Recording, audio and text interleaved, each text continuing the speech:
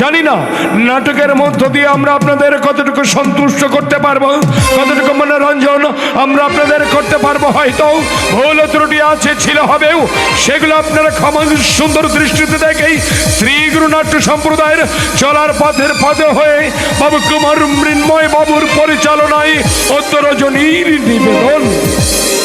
এবার বাংলার সুনামধন্য নাট্যকার বাবু হেমন্ত মুখোপাধ্যায় বিরচিত, এবার বাংলার তরুণ নাট্য পরিচালক কুমার মৃন্ময় বাবুর পরিচালনায় অন্তরজনীর নিবেদন। গায়ক নায়ক, নায়ক গায়ক কুমার মৃন্ময়, সঙ্গে জুটি বেঁধেছেন গায়িকা নায়িকা, নায়িকা গায়িকা আর ছোটি হাজার গ্রাম বাংলার শ্রেউদর নসির ভৌমিষ্ঠা জনগণ নন্দী কোকিল কণ্ঠী যাত্রার পাখি বনানী দেবী। রয়েছেন অন্ধার জগতের বাচ্চা villain of tiger, tiger of villain বাবু পাপ্পা লাহিড়ী। এছাড়াও শ্রী গুরু নাট্য সম্প্রদায়ের বলিষ্ঠ বলিষ্ঠ শিল্পী সমন্বয় অন্তরজনীর নিবেদন।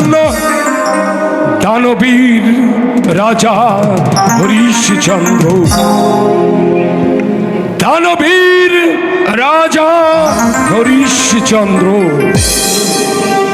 দানবীর রাজা হরিশচন্দ্র।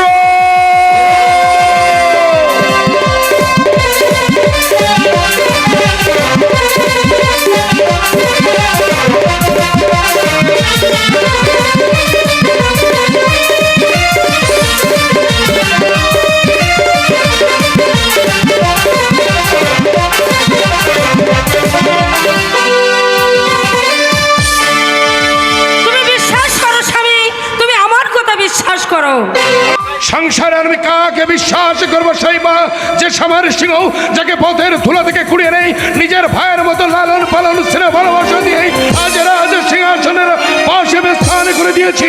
সেই সমর সিংহ আজ যদি রাজদ্রোহী হয়, তবে আর কেন রানী? স্বামী, সমর সিংহ তো তেমন নন, এ নিশ্চয়ই তার স্ত্রীর প্ররোচনা। একে তুমি বলছো? আমি ঠিকই বলছি স্বামী। আমি সেদিন তার চোখে মুখে দারুণ জিজ্ঞাসা দেখেছি, মনে হয় সে আমাদের কাউকে সহ্য করতে পারছে না। কাবেরী, মন্ত্রীর ও ভূদেবের কন্যা কাবেরী, আজ যার মঙ্গল কামনায় কায়মনোবাক্য ঈশ্বরের কাছে প্রার্থনা না করে তুমি আমি জলগ্রহণ পর্যন্ত করি না, সেই কাবেরী আজ রচি রাজরানী হওয়ার আশায় মরিয়া হয়ে ওঠে। তবে আর কেন রানী? এসো এই সিংহাসনটাকে আগুন ধরিয়ে দিয়ে তোমার আমার দু চোখ যেদিকে যায় আমরা সেদিকেই। স্বামী, তুমি না রাজা, তুমি না অযোধ্যা অধিপতি, এই ক্ষত্রিয় সন্তান, এই ভীরুতা কাপুরুষতা তোমার যে শোভা পায় না স্বামী। রাজ্যের সমস্ত প্রজাকুল যে তোমার মুখ পানে চেয়ে বসে আছে। সব জানি শৈব, আমি সব জানি, তবে মাঝে মধ্যে আমার যে বড় ভয় হয়। ভয় কেন স্বামী? কিসের ভয়? শত্রুপক্ষ যতই প্রভাবশালী হোক না কেন, তাদের দমন করতেই আমার এই বুকখানা এতটুকু কেঁপে উঠবে না। কিন্তু ঘরের শত্রু কেন তো ভাবছো রাজা? এই বিদ্রোহ দমন করা কি এতই কঠিন? কঠিন, কঠিন শৈব, কঠিন। তোমার আমার পুত্র রহিতাস আজ যদি বিদ্রোহ ঘোষণা করতো, তা দমন করতে যত না কঠিন হতো, তার থেকে অধিক অধিক কঠিন। তা পারবে না, কারণ আমি যে মা, গর্বে না ধরেও যাকে আমি ছোট্টবেলা থেকে সন্তান স্নেহে লালন পালন করে ভালোবেসে এসেছি, যে আমাকে মাতৃত্ব দাবি নিয়ে ভক্তি শ্রদ্ধা করে এসেছে, সেই সমর সিংহ যদি সত্যি বিদ্রোহ করে, তাহলে সেই বিদ্রোহ দমন করতে আমি দাঁড়াবো মাতৃত্ব নিয়ে তার সম্মুখে। পারবে না, পারবে না শৈবা, তুমি পারবে না। যে সমর সিংহের ভয়ে গোটা ভারতবর্ষ থরথর থরথর করে কাঁপে, যার ভয়ে এ রাজ্যে কেউ বিদ্রোহ ঘোষণা করতে ভয় পায়, সেই সমর সিংহ রাজদ্রোহী ধরা পড়েছে মহারাজ। বিচার করুন মহারাজ, ওই রাজদ্রোহীর বিচার করুন। ধরা পড়েছে? কে রাজদ্রোহী? সমর সিংহ। সমর সিংহ? সমর সিংহকে আপনি বন্দী করেছেন, সে না আপনার জামাতা? জামাতা বলেই আমি তাকে শুধু বন্দী করেছি, পুত্র হলে আমি তাকে শিরোচ্ছেদ করতাম। বিচার করুন মহারাজ, বিচার করুন, এই রাজদ্রোহীর বিচার করুন। বিচার আমি করেই রেখেছি মন্ত্রীবর। কি? মুক্তি। মুক্তি? বন্দিকে বিচার করবার জন্য এই রাজ দরবারে এসেছি, আপনি মুক্তি দেবার কে? আমি রাজ্যের রানী। রানীর কাজ অন্তঃপুরে, এই বিচার ক্ষেত্রে নয়। তবু যে তাকে মুক্ত করে দিতে হবে মন্ত্রী। মহারাজ, আপনি আপনি কি? আমি রক্তে মাংসে গড়া তোমাদের মতো সাধারণ একজন মানুষ। আমি ন্যায়ের পূজারী, ধর্মের সেবক, নীতিতে আমি মহান, কর্তব্যে আমি কঠোর। এই কে আছিস? এখনই আবার আদেশ জানিয়ে সমার সিংহকে যেন ওই কারাগার থেকে মুক্ত করে দেয়। ভুল করছেন মহারাজ, হ্যাঁ আপনি মহা ভুল করছেন। ভুল মহারাজ করছেন না, ভুল করছেন আপনি। সমর সিংহ না আপনার জামাতা? জামাতা হলেও সে যে রাজদ্রোহী। আপত্তির ছেলে সেই রাজদ্রোহীকে দণ্ড না দিয়ে আপনারা যে ভুল করছেন, সেই ভুলের প্রায়শ্চিত্ত একদিন আপনাদের করতেই হবে, আপনাদের করতেই হবে। মন্ত্রীবর, মন্ত্রীবর, যাবার বেলায় শেষ বারের মতো রোধ করছে মহারাজ, রাজদ্রোহীকে মুক্তি না দিয়ে বিচার করুন মহারাজ, বিচার করুন। নইলে ওই রাজদ্রোহী একদিন আরো শক্তি সঞ্চয় করে এই রাজ্যটাকে ধ্বংসের অতল তলে তলিয়ে দেবে মহারাজ, অতল তলে তলিয়ে দেবে। কার বিচার করছেন দাদু? রাজদ্রোহীর। কে রাজদ্রোহী? ওই সমর সিংহ। তাকে তো এইমাত্র রাজপ্রাসাদ থেকে বেরিয়ে দেখলাম। রাজপ্রাসাদ থেকে বেরিয়ে যেতে দেখলে না না, যেখানে থাক, যেমন করে থাক, খুঁজে আমি ওকে বার করবই করব। ধরা ধরা তাকে পড়তেই হবে, ধরা তাকে পড়তে হবে। কি হয়েছে বাবা? দাদু সমর কাকুর উপর তো রেগে আছেন কেন? না না না না, ও কিছু নয়।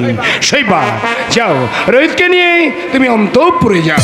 এসো রোহিত, তোমার শিক্ষক এসে বসে আছেন, পড়বে এসো।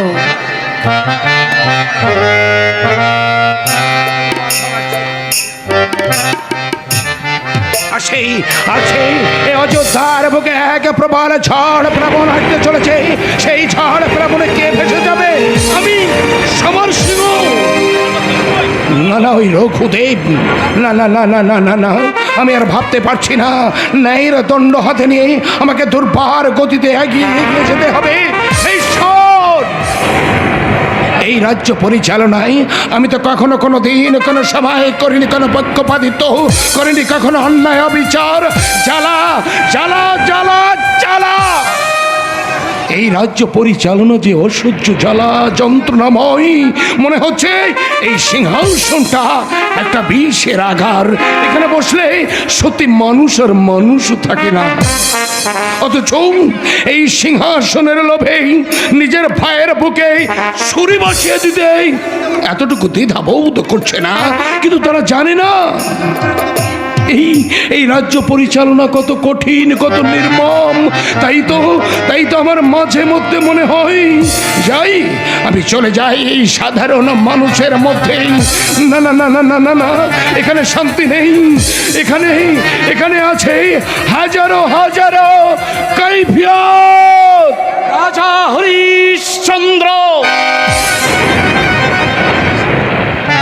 মহর্ষি বিশ্বামিত্র, প্রণাম প্রণাম তব চরণ। দীর্ঘায়ু হও বৎস।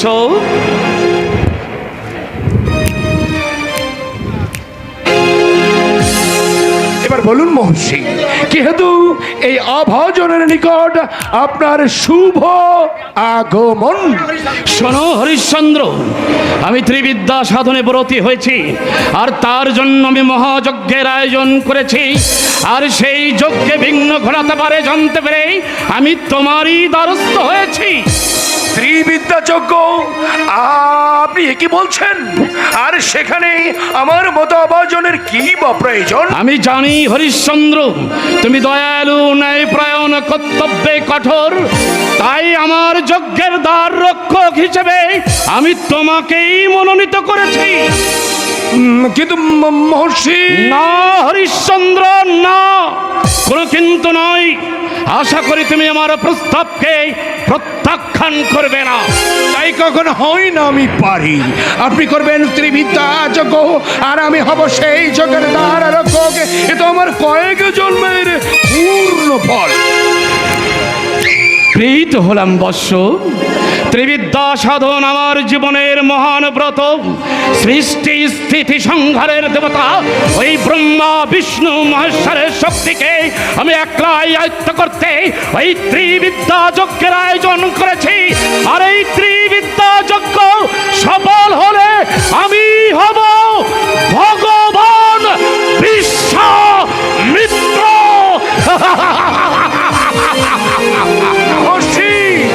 হ্যাঁ হরিশ্চন্দ্র, এটাই আমার প্রতিজ্ঞা, এটাই আমার ব্রত। শোনো হরিশ্চন্দ্র, আমি চললাম, আর তুমি যথাসময়ে আমার তপবনে হাজির হয়ে আমাকে ব্যথিত করবে। আর শোনো শোনো হরিশ্চন্দ্র, তুমি যদি আমার আমন্ত্রণকে প্রত্যাখ্যান করো তাহলে তোমার মহা অনর্থ হবে। তাই হবে মহর্ষি, তাই হবে। কিন্তু বিশ্বামিত্রের একই উচ্চাসা, যিনি সাত্ত্বিক সাধক, তিনি চান ব্রহ্মা বিষ্ণু মহেশ্বরের সমস্ত শক্তি একাই করায়ত্ত করে ভগবান হতে। না না না না না, এ তো লালসাময় উচ্চাসা। না না, এ কখনো সম্ভব না। কি সম্ভব নয় মহারাজ? মানে মহর্ষি বিশ্বামিত্রের ভগবানত্ব লাভ। এ তো মূর্খের উচ্চাবিলাস। ব্রহ্মা বিষ্ণু মহেশ্বর যার শক্তি মাত্র এক অংশ ধারণ করে, আর বিশ্বামিত্র মুনি লাভ করবে ভগবানের পূর্ণ শক্তি। হ্যাঁ শৈবা, হ্যাঁ। তার জন্য মহর্ষি বিশ্বামিত্র আমাকে নিমন্ত্রণ করেছেন। কেন জানো? ত্রিবিদ্যা যজ্ঞের আয়োজন করছেন, আর সেই ত্রিবিদ্যা যজ্ঞের দ্বার রক্ষক হিসেবে তিনি আমায় নিমন্ত্রণ করেছেন। সে কি? তুমি এই মহর্ষির নিমন্ত্রণ গ্রহণ করেছো? হ্যাঁ শৈবা, হ্যাঁ। না না বাবা, তুমি ওই যজ্ঞে যাবে না বাবা। ও বড় হিংসুটে বনি, যে সর্বত্যাগী মানুষ হয়ে ভগবান হতে চায় তার আশা কোনোদিন পূর্ণ হয় না বাবা। ছি ছি বাবা, ছি, ও কথা বলতে নেই। কেন বলবো না? মুনি ঋষি তপস্যার সিদ্ধি লাভ করতে পারে, কিন্তু ভগবান হতে পারে না। ঠিক ঠিক বলেছো বাবা, তুমি ঠিক বলেছো। তপস্যায় সিদ্ধি লাভ করে অনেক অলৌকিক দেখানো সম্ভব, কিন্তু ভগবান হওয়া আদেও সম্ভব নয়। লোভ লালসা আর দুরাশা মানুষকে ধ্বংসের পথে ঠেলে দেয়, আর যখনই ব্যক্ত হয় তখনই ভগবানকে দোষারোপ করে। তুমি দেখে নিও, মহর্ষির এই দুরাশা কোনোদিন পূর্ণ হবে না। ওই দাম্ভিক মুনি জানে না যে ভগবানকে পদোন্নত করা কারো সাধ্য নেই। তুমি ওই যজ্ঞের রক্ষক হিসেবে যেও না বাবা, এতে হয়তো দেবতাদের সাথে আমাদের অমঙ্গল হতে পারে। হোক হোক মঙ্গল, তবু যে আমায় যেতে হবে। জানো রোহিত, জানো আমি যে তাকে কথা দিয়েছি, সেই ছোট্টবেলা থেকে সত্যকে একড়ে ধরে আজ আমি এতটা বড় হয়েছি।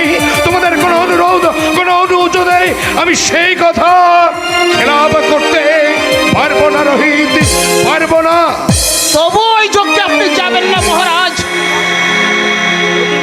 মন্ত্রীবর 33 কোটি দেবতারা যার সাধনায় মগ্ন, দৈত্য দানব অমর্ত্য লাভ করেছে, যারা ধ্বংস হয়েছে সেই ব্রহ্মা বিষ্ণু মহেশ্বর, যার শক্তির মাত্র এক অংশ, সেই দাম্ভিক মুনি ত্রিবিদ্যা যজ্ঞ করে ভগবান হতে চায়। তুমি ঠিক বলেছো দাদু, অতিলোভ মানুষকে ধ্বংস করে দেয়। আমার মনে হয় রানীমা, এ হয়তো কোনো চক্রান্ত, না হয় ওই মূর্খ মুনির পাগলের। তাই তাই আপনার কাছে করজোড়ে মিনতি করছি মহারাজ, আপনি ওই যজ্ঞে যাবেন না মহারাজ। কিন্তু আমি যে বিশ্বামিত্রকে কথা দিয়েছি, তোমার কথা তুমি ফিরে নাও বাবা। তা হয় না রোহিত, তা হয় না। তাহলে যে আমি সত্য ভ্রষ্ট হব, এমনকি মনে রুষ্ট হয়ে তোমাকে, তোমার মাকে, আমার এই রাজ্যকে তিনি অভিশাপ দিতে পারেন। অভিশাপ? সর্বত্যাগী মনে হয় যে ব্রহ্মা বিষ্ণু মহেশ্বরের শক্তি করায়ত্ত করে ভগবান হতে চাই, তোমার দাম্ভিক মনের অভিশাপে আমাদের কোনো ক্ষতি হবে না মহারাজ। ঠিকই বলেছেন রানীমা, যে মুনি ভগবানের স্তব স্তুতি বাদ দিয়ে নিজেই ভগবান হতে চায়, তার আশা কোনোদিন পূরণ হবে না। মন্ত্রীবর, আপনি সূর্য বংশের মহাভাস্কর রাজা, আপনি তার যজ্ঞের দাঁড়ি হিসাবে যাবেন না? ওই যজ্ঞে কি আর কেউ ছিল না? প্রয়োজন হয় আপনি সহস্র সৈন্য পাঠিয়ে দিন। তোমাদের সবার কথা আমি বুঝতে পারছি, কিন্তু আমি জানি নিরুপায়।